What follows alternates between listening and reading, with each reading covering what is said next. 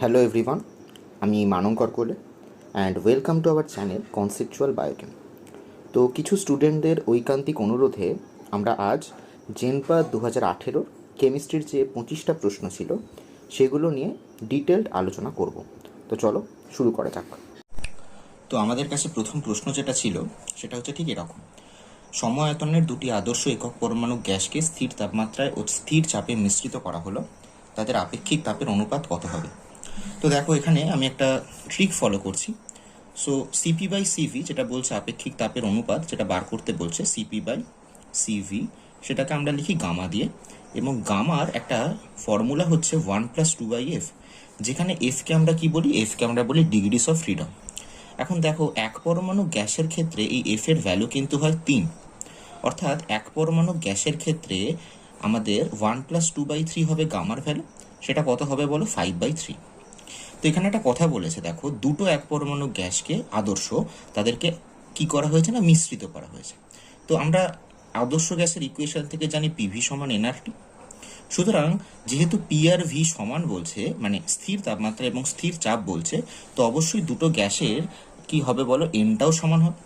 তো দুটো গ্যাসকে মিশ্রিত করলে তাহলে গামা কত হবে? তো এটার একটা জেনারেল ফর্মুলা হচ্ছে এরকম: N1 gamma 1 plus N2 gamma 2 divided by N1 plus N2। তো এখন আমি কি বললাম যে N1 is equal two N2, আমি ইজ ইকুয়াল টু ধরছি N। তাহলে কত আসছে বলো? N ইন্টু গামা 1 কত বলো? 5/3, এক পরমাণু গ্যাস দুটোই। গামা 2ও 5/3, আর নিচে কি হবে বলো? N প্লাস N মানে 2N।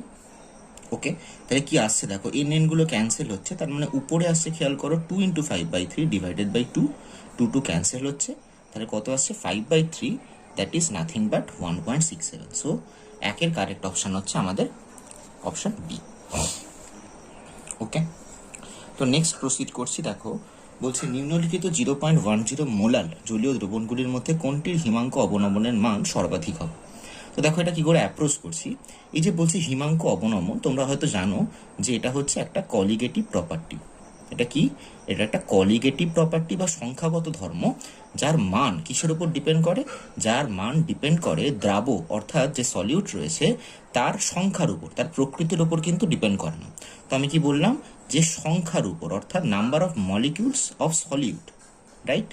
Number of molecules of solute তার উপর ডিপেন্ড করে।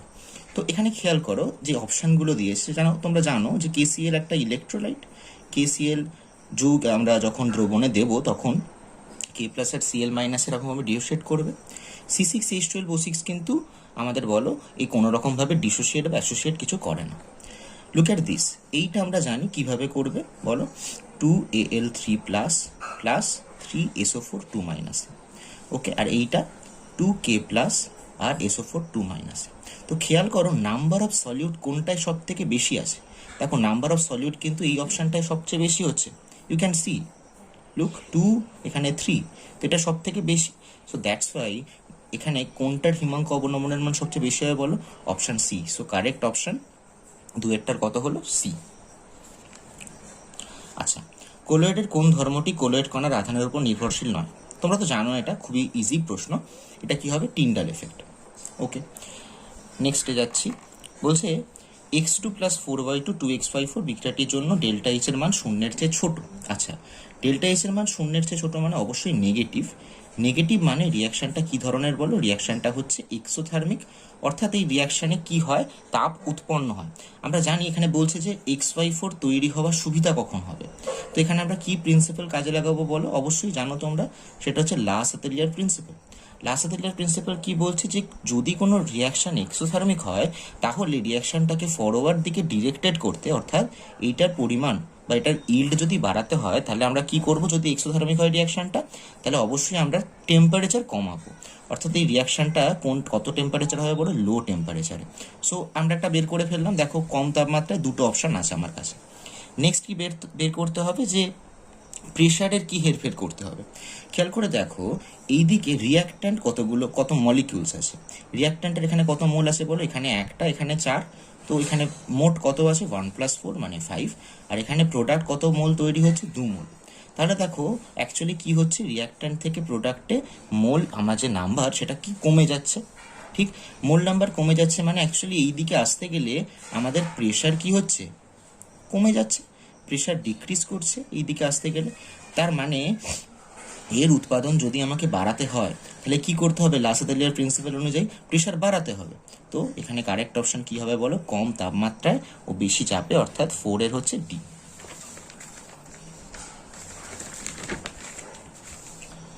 নেক্সট আমি চলে আসছি এইখানে, দিস ইজ 5 নম্বর প্রশ্ন। দেখো বলছে এই প্রশ্নটা, তো বলছে একই আয়তনের দুটি গ্যাস এ ও বি একটি রন্ধ্রযুক্ত বিভাজক দ্বারা যথাক্রমে 20 এবং 10 সেকেন্ডে ব্যাপ্ত হয়।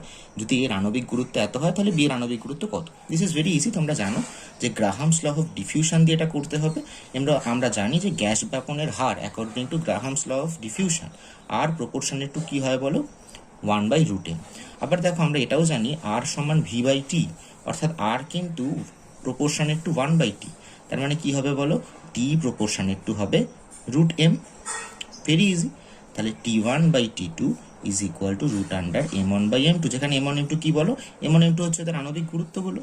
আচ্ছা এখানে কি আছে দেখো, এখানে এ বি দিয়ে বলছে, তো এ এর আণবিক গুরুত্ব বলছে 49 এবং সেটা কত সেকেন্ডে ব্যাপ্ত হচ্ছে, 20 সেকেন্ডে, তো 20 সেকেন্ড। আর বি কত সেকেন্ডে ব্যাপ্ত হচ্ছে, ধরো T2টা সেটা হচ্ছে 10 সেকেন্ড, রাইট।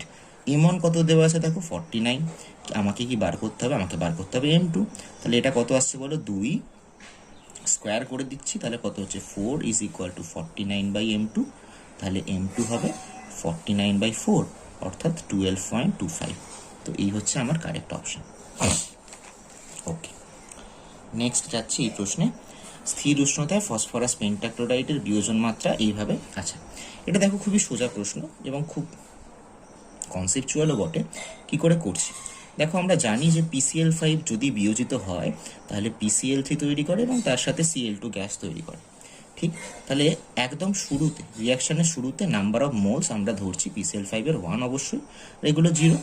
আর ইকুইলিব্রিয়ামে কত ধরছি, ইকুইলিব্রিয়াম এটা হচ্ছে 1 মাইনাস আলফা, এটা আলফা, এটা আলফা, যেখানে আলফা কি, আলফা হচ্ছে বিয়োজন মাত্রা, রাইট। আচ্ছা তাহলে এইবার দেখো ইকুইলিব্রিয়ামে মোট মোল সংখ্যা কত, মোট মোল সংখ্যা অবশ্যই 1 মাইনাস আলফা প্লাস আলফা, সবার সমষ্টি কত হবে বলো, 1 প্লাস আলফা। তাহলে এদের কোরেসপন্ডিং PCl5 এর মোল ভগ্নাংশ কত হবে, এইটা, PCl3 এর এইটা, Cl2 এর এইটা। ওকে, তাহলে বলো কেপি কত হবে, কেপি কি, কেপি হচ্ছে অবশ্যই এর যে ইকুইলিব্রিয়াম কনস্ট্যান্ট সেটা কি হবে বলো, কি হবে, partial pressure of PCl3 into partial pressure of Cl2 divided by partial pressure of PCl5 হবে। ওকে, আচ্ছা পার্শিয়াল প্রেশার কি করে বার করবো বলো, পার্শিয়াল প্রেশার মানে তো কিছুই নয়, এদের মোল ফ্র্যাকশন, মোল ভগ্নাংশ ইন্টু টোটাল প্রেশার, তেমনই এরও একই, এটা ইন্টু, ওকে। আর এটার কত হবে বলো, 1 minus alpha by 1 plus alpha into P, মিটে গেল। তাহলে এটা ক্যালকুলেট করবো আমরা, এখানে জায়গা কম একটু, তাও আমি দেখছি কি হচ্ছে বলো, alpha square P square divided by 1 plus alpha তার whole square into 1 plus alpha into P divided by 1 plus alpha, নাকি? ওকে, আচ্ছা তাহলে কি আসছে লাস্ট অফ অল, তো এখান থেকে তোমরা কি এটা ক্যালকুলেট করবে, করে কি বার করবে, আলফা কত হয় বার করবে। আমার জায়গা কম বলে আমি অ্যাকচুয়ালি করতে পারছি না, কিন্তু দেখবে আলফাটা আসবে খুব সম্ভবত এরকম, √KP by KP plus P. তাহলে আলফা আর পি দেখতেই পাচ্ছ ব্যস্তানুপাতিক, অর্থাৎ কি হবে বলো, চাপ যদি পি হ্রাসে আলফা বৃদ্ধি পাবে, অবশ্যই তাই, মানে ব্যস্তানুপাতিক যেহেতু, অর্থাৎ 6-এর কারেক্ট অপশন হচ্ছে অপশন এ। ওকে, আচ্ছা নেক্সট এখানে কি করছি দেখো, এখানে বলছে যে কোনটাতে সর্বাধিক অধিক সংখ্যক অণু বর্তমান। ভেরি ইজি প্রশ্ন, এটা তোমরা সবাই করতে পারবে। আমি প্রথমটার জন্য করছি, কত হবে দেখো, O2 আণবিক গুরুত্ব 32 গ্রাম, অর্থাৎ 32 গ্রামে অ্যাভোগাড্রোর সংখ্যক অণু থাকবে, সেটা হচ্ছে Na ধরলাম, তাহলে 10 গ্রামে কত থাকবে বার করবে, তাহলে Na/32 ইন্টু 10। ঠিক, এটা মোটামুটি একটা আমরা ক্যালকুলেশন করছি, কত আসছে মোটামুটি বলো, 5Na/16, it is almost 0.1638, it's almost 0.3 Na। Okay, just একটু অ্যাপ্রক্সিমেট করলাম। আচ্ছা এইটা কত হবে বলো, এসটিপিতে 15 লিটার H2 22.4 লিটার H2 এসটিপিতে, মানে কত মোল বা কত অণু আছে বলো, অ্যাভোগাড্রো সংখ্যক, তাহলে 15 লিটারে কত থাকবে বার করো একইভাবে, তাহলে Na/22.4 ইন্টু 15, ফাইন। আচ্ছা, আর এটা কত হবে বলো? সিমিলারলি একইভাবে আমরা বলতে পারি এটা কত হবে, Na/22.4 ইন্টু 5। ওকে, আর এইটা কত হবে বলো? এটা দেখো 0.5 গ্রাম H2, 2 গ্রাম H2 আমরা মানে জানি Na, তাহলে 0.5 গ্রাম H2 মানে কত হবে? Na/2 ইন্টু 0.5 মানে Na/4, ইটস অলমোস্ট 0.25 Na। ওকে, আচ্ছা এবারে দেখো কি করে ক্যালকুলেট করছি এটা। এটা অলমোস্ট আমি করছি 5 4 20 2 4, এটা অলমোস্ট 4.5, মানে অলমোস্ট বলতে পারো Na ইন্টু 10/45, মানে এরকম। এটা অলমোস্ট কত হবে? 0.2/9, মানে কত? 2×9 = 18, ইটস অলমোস্ট 0.2 এর মতো। ওকে, এইটা কত হবে দেখো? 15/22, অলমোস্ট 5 3 15, 5 4 20, ইটস অলমোস্ট এরকম 1.5, অলমোস্ট আমি অ্যাপ্রক্সিমেট করে দেখাচ্ছি। এটা 10/15, মানে 2/3, মানে ইট ইস অলমোস্ট 0.6 Na। তো দেখো এইটাই সব থেকে বেশি হচ্ছে 0.6 Na, বাকি Na তো কনস্ট্যান্ট, 0.6 Na। তো এটা কোনটা? এটা হচ্ছে অপশন বি।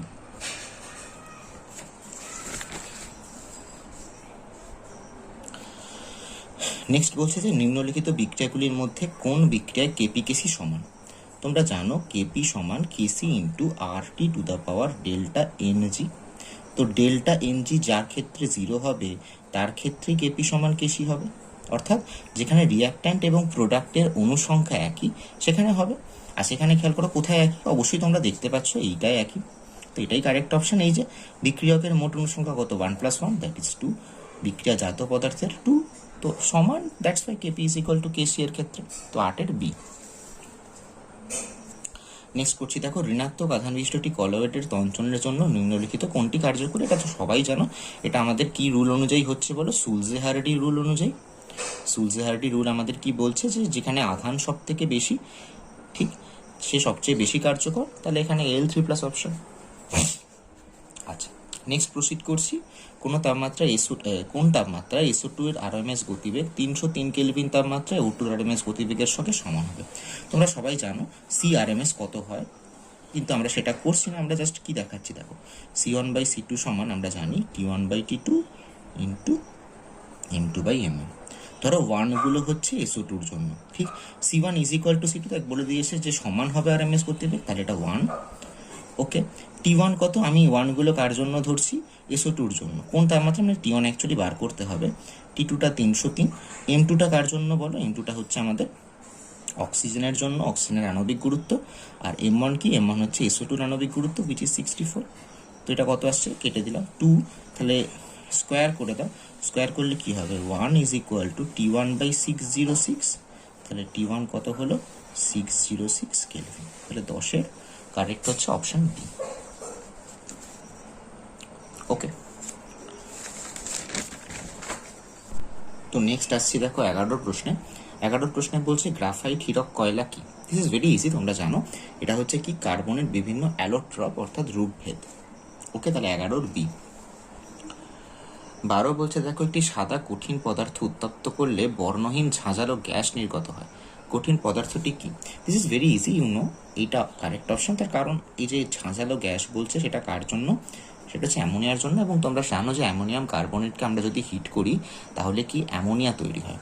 তো 12 বি।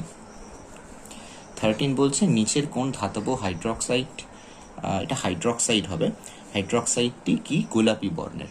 বলো কোনটা হবে? অবশ্যই ম্যাঙ্গানিজের যে হাইড্রক্সাইড সেটা, এটাই গোলাপি বর্ণের। বিকজ তোমরা জানো যে MgOH এটা কিন্তু হোয়াইট বা অফ হোয়াইট কিছুটা, এটাও হোয়াইট। আর নিকেলের যেগুলো সেগুলো সাধারণত গ্রিন কালারের, নিকেল হাইড্রক্সাইড। ওকে, আচ্ছা নেক্সট বলছে যে NaCN এর জলীয় দ্রবণ কীরকম হবে? দেখো this is very easy. NaCN একটা লবণ, কিসের সমন্বয়ে গঠিত? এটা NaOH এবং HCN। আমরা জানি যে NaOH হচ্ছে বেসিক, মানে বলতে পারো স্ট্রং বেস, আর HCN কিন্তু week acid, right?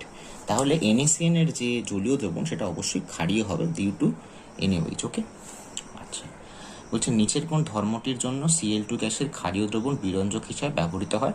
You know the right option, that is 15D, জারক। ওকে, 16 কি বলছে দেখো, বলছে নিচের কোন যৌগটির জলীয় দ্রবণ তীব্র আম্লিক হবে? এটাও তোমরা জানো কোনটা হবে, এটা হবে AlCl3। একইভাবে NaCN এর প্রশ্ন যেভাবে উত্তর করলাম ঠিক এইভাবে এরও উত্তর করতে হবে। This is very easy. Okay, ক্ষারীয় ধাতুগুলি হলো, ক্ষারীয় ধাতুগুলি তোমরা জানো, ক্ষারীয় ধাতুগুলো খুব ভালো বিজারক দ্রব্য হিসেবে ব্যবহৃত হয়। ওকে, নিচের যৌগগুলির মধ্যে সবচেয়ে কম আম্লিক কি? আচ্ছা দেখো, এই যে অম্লত্বের প্রশ্নগুলো, এগুলো কিন্তু আমরা এই যে অ্যাসিডগুলো দেখছি এখানে দেওয়া রয়েছে তাদের কোরেসপন্ডিং কনজুগেট বেসের স্টেবিলিটির উপর ভিত্তি করে বানায়। কনজুগেট বেসের স্টেবিলিটি কি করে দেখবো বলো? একটা করে হাইড্রোজেন অ্যাবস্ট্রাকশন করলে যেটা হবে সেটাই হচ্ছে আমার কোরেসপন্ডিং কনজুগেট বেস। যেমন সিম্পলি আমি প্রথমটার জন্য আঁকলাম, এটা হচ্ছে কনজুগেট বেস। যার কনজুগেট বেসের মানে যে অ্যাসিডের কনজুগেট বেসের স্টেবিলিটি যত বেশি হবে সেই অ্যাসিডের অ্যাসিডিটিও তত বেশি হবে। ঠিক যেমন দেখো এখানে এই যে এই অপশানটা, এখানে দেখতে পাচ্ছ 3টে NO2 গ্রুপ আছে, এবং আমরা সবাই জানি NO2 যেমন -I এফেক্ট আছে তেমন -R এফেক্টও আছে। এই মাইনাস এবং মাইনাসের এফেক্টের মাধ্যমেও কিন্তু কনজুগেট বেসের এই যে ও এর মাথায় নেগেটিভ চার্জ তাকে স্টেবিলাইজ করবে। সবচেয়ে বেশি স্টেবিলাইজ কিন্তু এইটাতে হবে, তার কারণ এখানে 3টে NO2 রয়েছে, তাই এটা কিন্তু সব থেকে স্ট্রং অ্যাসিড। ঠিক, কিন্তু প্রশ্নে চেয়েছে দেখো কম আম্লিক কোনটা, তার মানে কম অ্যাসিডিক কোনটা। খেয়াল করে দেখো, কারেক্ট অপশন হচ্ছে অপশান সি। কারণ এখানে খেয়াল করো, এখানে NO2 গ্রুপটা কিন্তু মেটাতে রয়েছে, এবং মেটাতে কিন্তু -R ইজ নট এফেক্টিভ। ওকে, তাহলে NO2 যখন অর্থে থাকবে -I দুটোই একসাথে আছে, প্যারাতে যখন আছে তখন -I টা নেই, তার কারণ ডিস্টেন্সটা বেশি, আর এখানে কিন্তু খুব কম -I। তাহলে সবচেয়ে কম যে কনজুগেট বেসের স্টেবিলিটি সেটা কার? এর। তাহলে অবশ্যই সবচেয়ে কম অ্যাসিডিটি কিন্তু এই মলিকিউলটা। আচ্ছা, নেক্সট প্রশ্নে চলে আসছি। বলছে নিম্নলিখিত অ্যামিনো অ্যাসিডগুলির মধ্যে শৃঙ্খলাকৃতি কোনটা? তোমরা এটা সবাই জানো, অ্যামিনো অ্যাসিডগুলোর মধ্যে কে শৃঙ্খলাকৃতি? সেটা হচ্ছে প্রোলিন। ওকে, সো দেখো আমাদের নেক্সট প্রশ্ন কি বলছে। বলছে যে এদের মধ্যে কোনটি অ্যালডল কন্ডেনসেশন বিক্রিয়া দেবে না? So this is a very important question. দেখো প্রথমে এই সমস্ত প্রশ্ন মানে এই ধরনের প্রশ্ন করার জন্য আমরা কি করব? আমরা আইডেন্টিফাই করব where is the carbonyl carbon. লক্ষ্য করো, এখানে কার্বনিল কার্বন এইটা, এখানে এইটা, এখানে এইটা, আর এখানে হচ্ছে এইটা। এবং খেয়াল করো যে কার্বনিল কার্বনের সাথে যুক্ত থাকা কার্বনকে আমরা বলি alpha carbon. This is here alpha. এখানে দেখো এইদিকে মিথাইলের আলফা কার্বন আছে, আবার এদিকে CH2 আলফা কার্বনও আছে। এখানে দেখো এই দুটো কার্বন আলফা কার্বন, আর এখানে দেখো মিথাইলের এই দুটো কার্বন হচ্ছে আলফা কার্বন। সো কারা অ্যালডল কন্ডেনসেশন দেয় বলো? যেখানে আলফা হাইড্রোজেন থাকবে, অর্থাৎ আলফা কার্বনে মিনিমাম অন্তত একটা আলফা হাইড্রোজেন থাকতে হবে, তবে কিন্তু সে অ্যালডল কন্ডেনসেশন বিক্রিয়ায় সাড়া দেবে। Look at this option. এখানে দেখো এই যে আলফা কার্বনগুলো, এখানে কিন্তু কোনো রকম হাইড্রোজেন আমার নেই, তো অবশ্যই অপশান সি কারেক্ট। এই কিন্তু অ্যালডল কন্ডেনসেশন বিক্রিয়ায় সাড়া দেবে না। আচ্ছা, তো দেখো 21এরটা কি বলছে? বলছে এদের মধ্যে কোন জোটটিকে অ্যামোনিয়াম হাইড্রোক্সাইড ও আয়োডোফর্ম দ্বারা পৃথক করা যাবে? দেখো আয়োডোফর্ম বিক্রিয়ায় কারা সাড়া দেয়? যেখানে ধরো এই ধরনের গ্রুপ থাকে, কিটোমিথাইল গ্রুপ, অথবা যদি অ্যালকোহল টাইপের হয় তাহলে কিন্তু এরকম গ্রুপ, যদি এই রকমের গ্রুপ থাকে তবেই কিন্তু এরা আয়োডোফর্ম বিক্রিয়ায় সাড়া দেবে, নাহলে কিন্তু দেবে না। ওকে, নাও দেখো এবার বলছে এই বিক্রিয়ার দ্বারা কাদেরকে পৃথক করা যাবে। Look at acetone. আমরা জানি অ্যাসিটোনে এই গ্রুপ প্রেজেন্ট, অ্যাসিটোফেনল সেখানেও প্রেজেন্ট, তার মানে দুজনেই কিন্তু আয়োডোফর্ম দেবে, তার মানে দুজনকে কিন্তু এখানে আমরা আইডেন্টিফাই করতে পারবো না একসাথে। ওকে, আবার দেখো বেঞ্জালডিহাইড, মিথানল, দেখো এদের কোনোটাতেই কিন্তু এই দুটো গ্রুপের নেই। যেমন বেঞ্জালডিহাইড তো তোমরা জানো, this is the structure, and methanol is simply this. তো এখানে কিন্তু এই ফাংশনালিটি প্রেজেন্ট নেই, তো এরা দেবে না অবশ্যই।